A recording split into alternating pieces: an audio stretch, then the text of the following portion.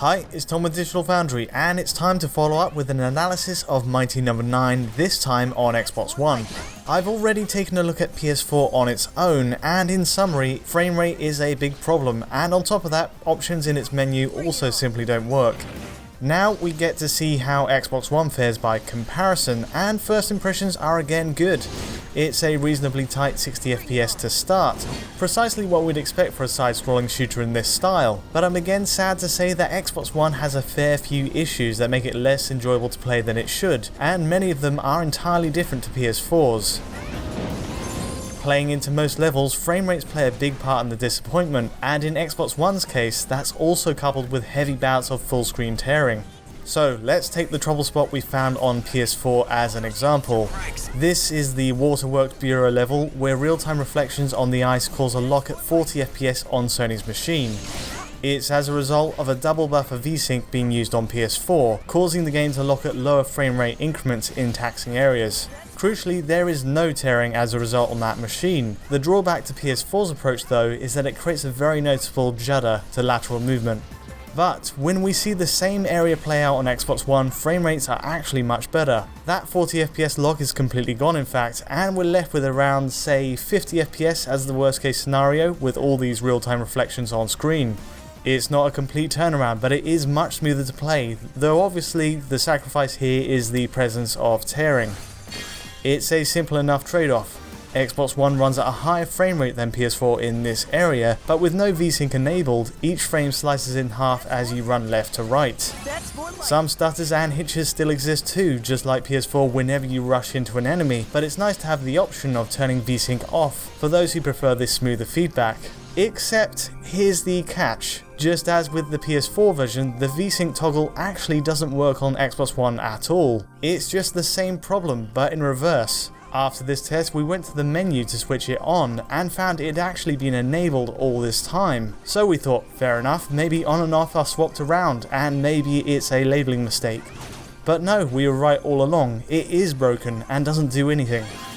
This is where things take a damning turn on Xbox One. A later highway level really stretches the console, and here the game runs at a pretty much constant 40 FPS, but with constant tearing artifacts across the screen as well. The extra layer of rain might be the cause here, but this is about as bad as PS4 in the Waterworks Bureau level, but now with a hit to image quality too.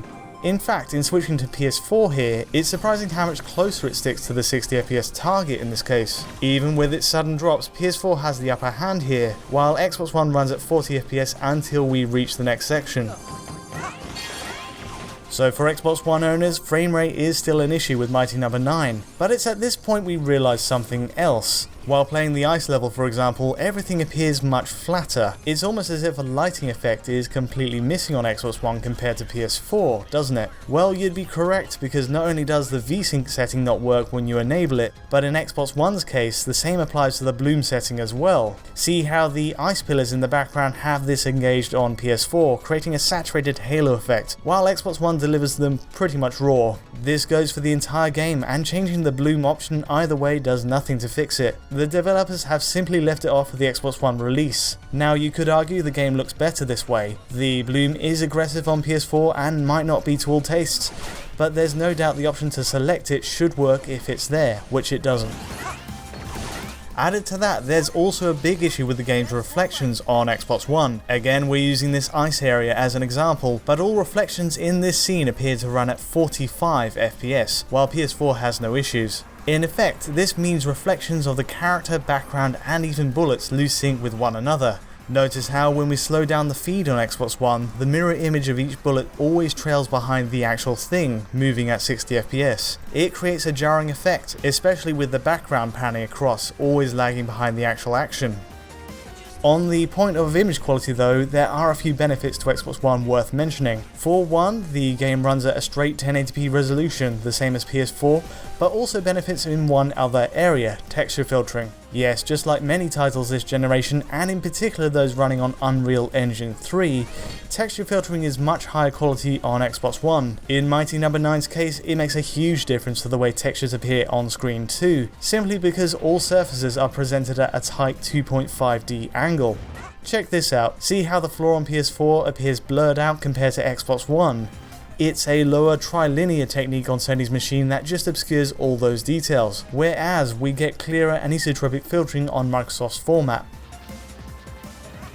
It's a plus point for sure, but overall it's hard to ignore the faults with either console. There's just an obvious lack of polish in either case. PS4 and Xbox One each have issues unique to them, but for now, between the struggling frame rates, missing visual effects and broken options, there's a lot to be frustrated about here. And yes, we hear your requests for a look at the Wii U version. Don't worry, we'll be covering that as soon as we get hold of it. But for now, if you found this video useful, please do give us a like or subscribe to support our work, and until next time, thanks for watching.